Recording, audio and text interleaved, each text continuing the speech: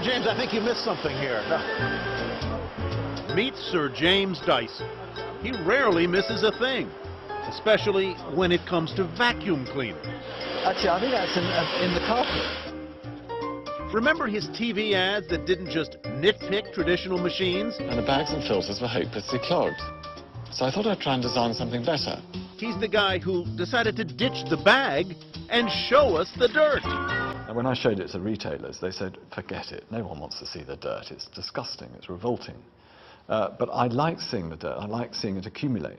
By following his instincts, Dyson, now 65, created an innovative, engineering-driven powerhouse that also transformed the hand dryer, retooled the space heater, and developed a powerful bladeless fan.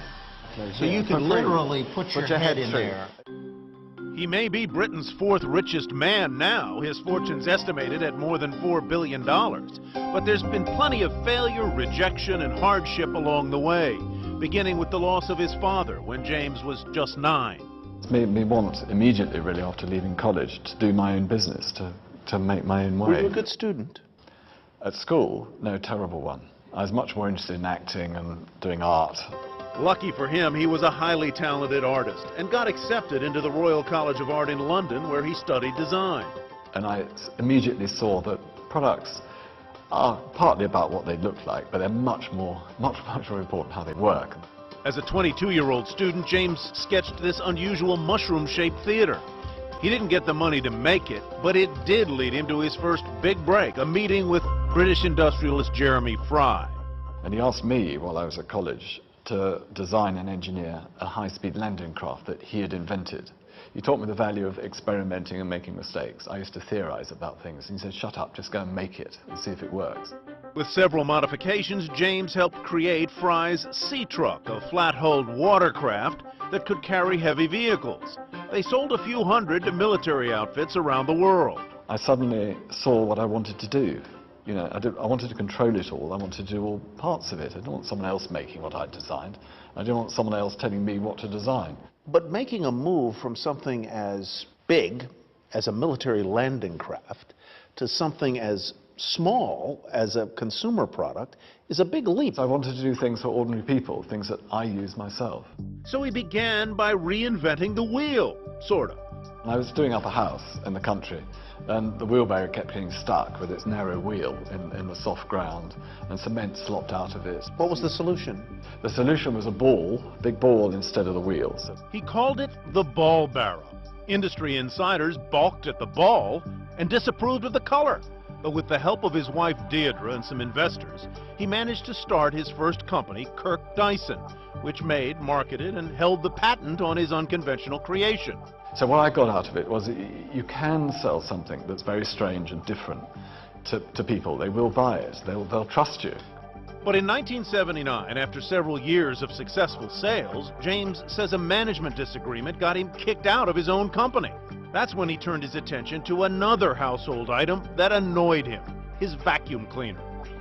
Anger and frustration. You're having to bend down and pick things up. The vacuum cleaner wasn't sucking. As an engineer, I figured that it was the bag that was the problem. Soon, images of this local sawmill swirled in his head. That funnel shape on top is known as a cyclone. It separates dust using centrifugal force. But could it work on a smaller scale? Well, the first thing I did was on the kitchen table, as it were, to make a prototype of a cyclone, a small one that would fit on a vacuum cleaner. My first prototype appeared to work. He eventually realized he would need 2 cyclones, a bigger outside funnel to collect larger debris, and a thinner interior one to filter fine dust. But it took me 5,127 prototypes. 5,000 prototypes. Over about That's 5 years. 5,000 individual Yes. discrete Yes. failures. Yes, all failures. But interesting failures, fascinating failures, because I learned something from each one. Were there times when you thought about giving up? Oh, well, yes. I mean, the long dark days where I'm going out every day to my shed and getting covered in dust and coming back in and and saying what a rotten day I'd had. But, you know, my wife was very supportive, and she said, no, you know, go back out there, make it work. By 1982, he felt he'd perfected his vacuum cleaner and went searching for a manufacturer to license it. As I approached the obvious people, the people who are now my competitor, and The Hoovers, the Electroluxes. No, Hoover wouldn't see me unless I signed a bit of paper saying that anything that came out of the conversation between them and was me theirs. was theirs, you see. So I thought that was dangerous. But none of the others, like Electrolux and ShopVac, were willing to build it either. So I thought, well, if they're not going to do that, there's a great opportunity for me to do that. First, he would head to Japan. A company over there had agreed to license Dyson's design. It then built a vacuum called the G-Force, which hit the market in Japan in 1986. The royalty money James earned from the success of the G-Force gave him a boost towards creating his own vacuum cleaner and company, but he still needed more. I went to venture capitalists and the government and all sorts of people, and they all rejected me. So in the end, I managed to persuade a bank to lend me £1 million. So the big companies weren't willing to take the risk, but you were willing to risk everything. Yeah. How afraid were you of failing? Well, I was terrified, but I wanted to do it. I believed in it. My friends thought I was mad. I mean, everybody thought I was mad. Undaunted, he founded his namesake company from his shed in 1992. The next year, his first machine, the DC-01, rolled off the production line, and 18 months later, the roughly $300 machine was the best-selling vacuum in the UK. A crazy idea Dyson wisely protected. You've got to have a patent, because there's no point in going through all that agony and spending all that money if you can't stop other people making it. 43 million vacuums later, Dyson now employs nearly 4,000 people in about 60 offices worldwide, including this state-of-the-art global headquarters in England, where every product undergoes rigorous testing to ensure it will meet not just international requirements, but Dyson's own stringent standards.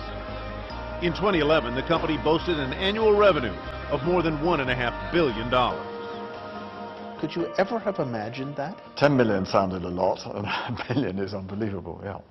Unbelievable, too, to Dyson is that, according to Forbes, in 2012, he hit number 255 on its list of the world's wealthiest people. And you're Sir James. Yes, yeah, this is an English tradition.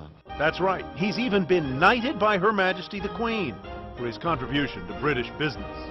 His products also command impressive prices, anywhere from $200 to about $650, a cost that's not lost on this ambitious inventor who's constantly looking to improve our everyday lives.